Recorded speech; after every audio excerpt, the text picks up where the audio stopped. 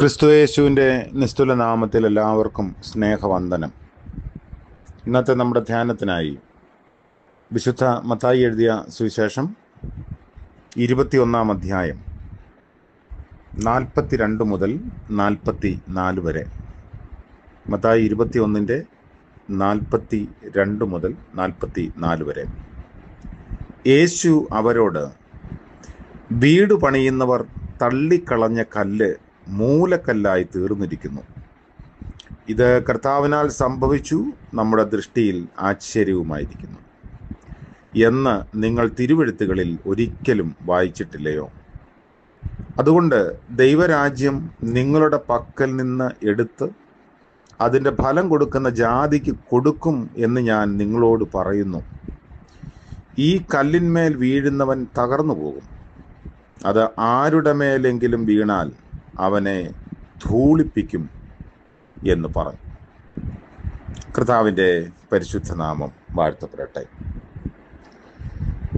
തൻ്റെ സ്വന്തം മുന്തിരിത്തോട്ടം കുടിയാന്മാരെ ഏൽപ്പിച്ച് ദീർഘനാൾ ശേഷം മടങ്ങി വന്ന് ഫലം അന്വേഷിച്ച് കണ്ടെത്താത്ത യജമാനൻ്റെ കോപത്തിനിരയായി തീർന്ന ആ കുടിയാന്മാരെന്ന് പറഞ്ഞാൽ ദീർഘകാലമായി യജമാനനുമായി ബന്ധപ്പെട്ട് നിൽക്കുന്ന ആളുകളായിരിക്കാം. താൽക്കാലികമായി യജമാനൻ്റെ പുരയിടത്തിൽ താമസിച്ച് വന്നവരാകാം, ജോലി ചെയ്തവരാവാം. അത്ര ചിരപരിചിതരായ ആളുകളെയാണ് അത് ഏൽപ്പിച്ചിട്ട് പോകുന്നത്. മടങ്ങി വരുമ്പോൾ യജമാനൻ്റെ പ്രതീക്ഷയെ തട്ടിത്തകർത്ത് കളഞ്ഞ അവരെ വല്ലാതെ നിഗ്രഹിച്ചു എന്നാണ് നമ്മൾ 41 വാക്യത്തിൽ വായിക്കുന്നത്. അവൻ ആ വല്ലാത്തവരെ വല്ലാതെ നിഗ്രഹിച്ചു. തക്ക സമയത്ത് അനുഭവം കൊടുക്കുന്ന വേറെ കുടിയാന്മാർക്ക് തോട്ടം ഏൽപ്പിക്കും എന്ന് അവർ അവനോട് പറഞ്ഞു. അതിന് മറുപടിയായി യേശു അവരോട് പറയുന്നതാണ് നമ്മൾ വായിച്ച വേദഭാഗം. വീട് പണിയുന്നവർ ഉപേക്ഷിച്ചു പോയ കല്ലുകളുണ്ട്, കൊള്ളില്ല എന്ന് മുൻവിധിച്ച കല്ലുകൾ. ആ കല്ല് മൂലക്കല്ലാക്കി മാറ്റുന്ന ഒരു ദൈവമുണ്ട്. മൂലക്കല്ല് എന്ന് പറയുമ്പോൾ ഒരു കെട്ടിടത്തിൻ്റെ അടിസ്ഥാനം പണിതു വരുമ്പോൾ ഏറ്റവും പ്രധാന സ്ഥാനം വഹിക്കുന്നത് മൂലക്കല്ലാണ്. അതിൻ്റെ ഭാരമെല്ലാം മൂലക്കല്ലിൽ വരും. ഏറ്റവും ബലമേറിയതും ഷെയ്പ്പ് ഒത്തതുമൊക്കെയാണ് മൂലക്കല്ല്. എന്നാൽ ഏറ്റവും കൂടുതൽ തട്ട് കിട്ടുന്നത് മൂലക്കല്ലിനാണ്. ചുറ്റിക കൊണ്ട് അടിച്ച് അതിനെ കുറച്ചും കൂടെ ഒന്ന് പരുവപ്പെടുത്തി ഷെയ്പ്പാക്കി എടുക്കും. കൂടുതൽ തട്ട് ലഭിക്കുന്നത്, അടി ലഭിക്കുന്നത് മൂലക്കല്ലിനാണെങ്കിലും ആ കെട്ടിടം മുഴുവൻ താങ്ങി നിർത്താനുള്ള കരുത്ത് മൂലക്കല്ലിന് ലഭിക്കുന്നു. അപ്പോൾ അപ്രതീക്ഷിതമായി നമ്മുടെയൊക്കെ ജീവിതത്തിൽ സംഭവിക്കുന്ന ഇത്തരം ചില തട്ടുകൾ, ചില നൊമ്പരങ്ങൾ, ചില മുറിവുകൾ മൂലക്കല്ലാക്കി മാറ്റാൻ നമ്മുടെ ശില്പിയായ ദൈവം നമ്മളെ ഉപയോഗിക്കുന്നതിൻ്റെ ലക്ഷണമാണ് എന്ന് കരുതണം. തള്ളിക്കളഞ്ഞ കല്ല് മൂലക്കല്ലായി തീർന്നു.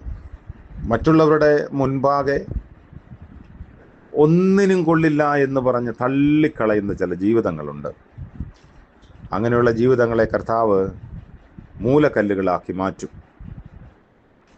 കുടിയാന്മാരെ നീക്കിക്കളഞ്ഞത് ഏറ്റവും ചിരപരിചിതരായി എല്ലാം അറിയാമെന്ന്, തങ്ങളാണ് എല്ലാം എന്ന് വിശ്വസിച്ചിരുന്ന മഹാപുരോഹിതന്മാർക്കും ശാസ്ത്രിമാർക്കും എതിരെ കർത്താവ് തൊടുത്തുവിട്ട ഒരു ഉപമയാണ്.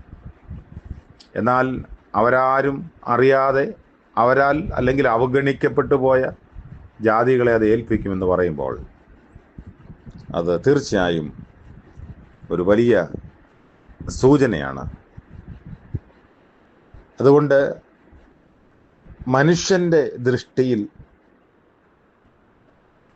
ഒട്ടും നന്നാവില്ല എന്ന് തോന്നുന്നതിനെ ദൈവം ഉപയോഗിക്കുമ്പോൾ അത് കർത്താവിൻ്റെ കരങ്ങളാൽ മെനയപ്പെട്ടതാണ് എന്ന് തിരിച്ചറിയുക. അത് കർത്താവിനാൽ സംഭവിച്ചതാണ്. മനുഷ്യൻ്റെ ദൃഷ്ടിയിൽ അതെന്നും ഒരു ആശ്ചര്യ കാര്യമായിട്ട് നിലനിൽക്കും. ചില ജീവിതങ്ങളെ ദൈവം പണിയുന്നത് അപ്രകാരമാണ്.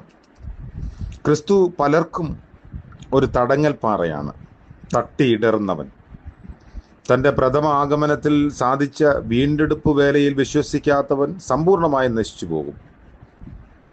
ഇത് ദാനിയേൽ 2-ാം അധ്യായത്തിൽ കാണുന്ന വാക്യത്തിൻ്റെ ഒരു ധ്വനിയാണ്. കർത്താവിൻ്റെ 1-ാം വരവ് രക്ഷയ്ക്കുള്ള വരവാണെങ്കിൽ 2-ാം വരവ് ന്യായവിധിക്കുള്ള വരവായിരിക്കും.